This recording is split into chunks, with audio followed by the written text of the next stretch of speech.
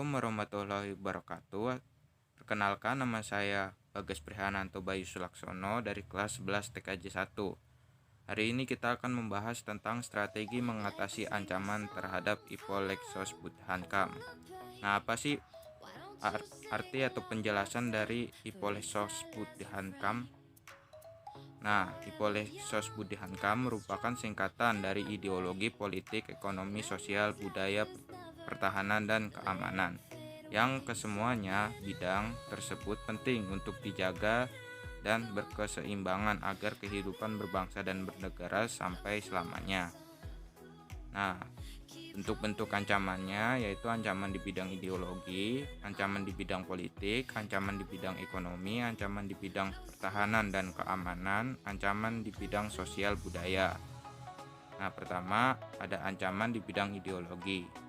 Berdasarkan hukum yang berlaku, Republik Indonesia adalah sebuah negara yang dimana menolak akan komunisme dan Zionisme. Akibat dari hal tersebut, Indonesia akan memberikan pengaruh bagi negara yang dimana menganut sistem komunisme dan juga Zionisme.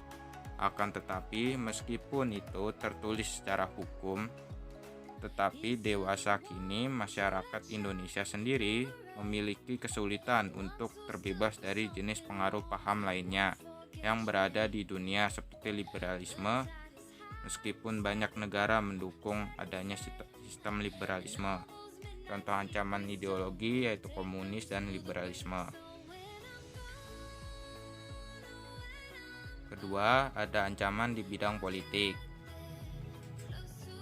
Pada kondisi di ancaman dari bidang politik dapat berasal dari dalam maupun luar negeri.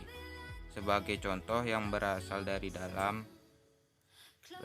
luar negeri adalah sebuah tindakan provokatif yang bertujuan untuk melakukan sebuah intimidasi, provokasi, hingga sebuah aksi untuk melakukan blokade politik yang dimana bersifat non-militer. Untuk ancaman politik dalam negeri adalah sebuah kegiatan yang dimana memiliki sifat untuk menurunkan sebuah pemerintahan yang sah dan dapat saat itu sedang berkuasa. Contoh ancaman di bidang politik yaitu korupsi, kolusi, dan nepotisme. Nah, cara untuk membersihkannya dengan cara memberantas KKN, penanaman nilai-nilai Pancasila dan sejak dini. Kebijakan pemerintah tidak sesuai dengan kebijakan rakyat. Nah, cara mengatasinya dengan cara rakyat ikut serta dalam pembuatan kebijakan serta mengawasi jalannya pemerintahan. Kurangnya supremasi hukum. Nah, cara mengatasinya dengan cara membentuk aparat hukum yang adil. Ketiga, ada ancaman di bidang ekonomi. Ancaman di bidang ekonomi merupakan setiap usaha dan kegiatan baik itu yang berasal dari luar maupun dalam negeri yang dinilai mengancam dan membahayakan keamanan finansial serta pertumbuhan ekonomi nasional bangsa Indonesia. Contohnya, datangnya barang-barang dari luar negeri ke Indonesia. Perekonomian Indonesia dikuasai oleh pihak luar negeri. Kemudian terjadinya persaingan bebas yang kemudian akan membuat munculnya pihak dari pelaku ekonomi yang menang. 4. Terjadinya pengurangan subsidi pada sektor ekonomi masyarakat. Kelima, membuat perkembangan ekonomi Indonesia mundur dalam jangka waktu yang tergolong panjang. Kemudian yang ketiga itu ada ancaman di bidang pertahanan dan keamanan. Nah, ancaman di bidang pertahanan dan keamanan berarti adalah segala usaha yang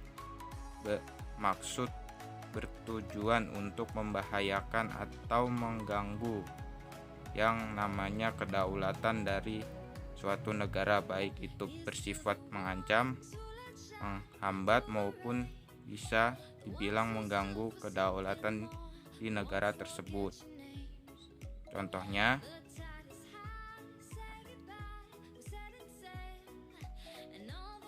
ada agresi militer Belanda, pemberontakan PKI Madiun, G30 SPKI, pemberontakan DI atau TII.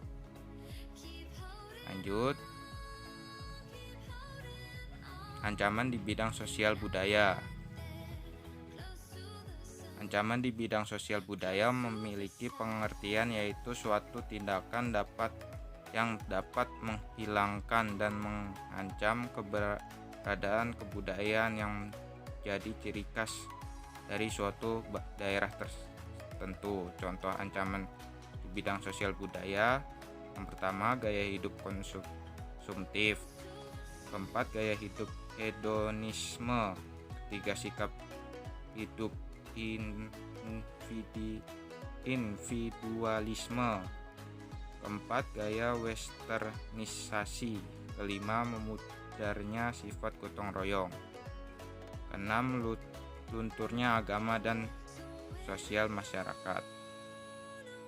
Lanjut, mengatasi ancaman terhadap Hippolytos Budihankam. Yang pertama, strategi mengatasi ancaman di bidang ideologi dan politik. A. Mengembangkan demokrasi politik. B. Mengaktifkan masyarakat sipil dalam area politik. C. Mengadakan reformasi lembaga-lembaga politik agar menjalankan fungsi dan perannya secara baik dan benar. D. Memperkuat kepercayaan rakyat dengan cara menegakkan pemerintahan yang bersih dan berwibawa. E. Menegakkan supremasi hukum. F. Memperkuat posisi Indonesia dalam kancah politik internasional. 2. Strategi mengatasi ancaman di bidang ekonomi. A. Sistem ekonomi dikembangkan untuk memperkuat produk domestik bagi pasar dalam negeri sehingga dapat memperkuat perekonomian rakyat. B. Pertanian dijadikan prioritas utama karena mayoritas penduduk Indonesia bermata pencarian sebagai petani. Industri-industri harus menggunakan bahan baku dalam negeri sehingga tidak bergantung impor dari luar negeri. C. Perekonomian berorientasi pada kesejahteraan rakyat, artinya segala sesuatu yang menguasai hajat hidup orang banyak harus berjangkau oleh daya beli masyarakat. D. Tidak bergantung pada badan-badan multilateral seperti IMF, Bank Dunia, dan WTO. E. Mempererat kerjasama dengan sesama negara berkembang untuk bersama-sama menghadapi kepentingan negara-negara maju. 3. Strategi mengatasi ancaman di bidang sosial budaya. Dalam menghadapi pengaruh dari luar yang dapat membahayakan kelangsungan hidup sosial budaya bangsa Indonesia berusaha memelihara keseimbangan dan keselarasan fundamental, yaitu keseimbangan antara manusia dengan alam semesta, manusia dengan masyarakat, manusia dengan Tuhan, keseimbangan kemajuan lahir dan kesejahteraan batin. Keempat, strategi mengatasi ancaman di bidang pertahanan dan keamanan. Ancaman militer akan sangat berbahaya apabila tidak diatasi, oleh karena itu harus ditetapkan strategi yang tepat untuk mengatasinya.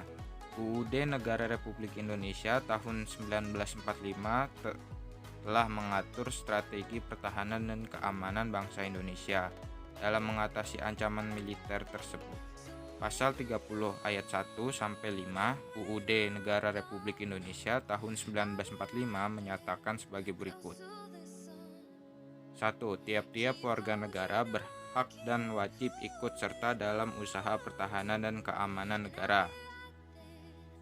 2. Usaha pertahanan dan keamanan negara dilaksanakan melalui sistem pertahanan dan keamanan rakyat semesta oleh Tentara Nasional Indonesia dan Kepolisian Negara Republik Indonesia sebagai kekuatan utama dan rakyat sebagai kekuatan pendukung. 3. Tentara Nasional Indonesia terdiri atas Angkatan Darat, Angkatan Laut, dan Angkatan Udara sebagai alat negara bertugas mempertahankan, melindungi, dan memelihara keutuhan dan kedaulatan negara. 4. Kepolisian Negara Republik Indonesia sebagai alat negara yang menjaga keamanan dan ketertiban masyarakat, bertugas melindungi, mengayomi, melayani masyarakat serta menegakkan hukum. 5. Susunan dan kedudukan Tentara Nasional Indonesia, Kepolisian Negara Republik Indonesia, hubungan kewenangan Tentara Nasional Indonesia dan Kepolisian Negara Republik Indonesia di dalam menjalankan tugasnya, syarat-syarat keikutsertaan warga negara dalam usaha pertahanan dan keamanan negara, serta hal-hal yang terkait dengan pertahanan dan keamanan diatur dengan undang-undang.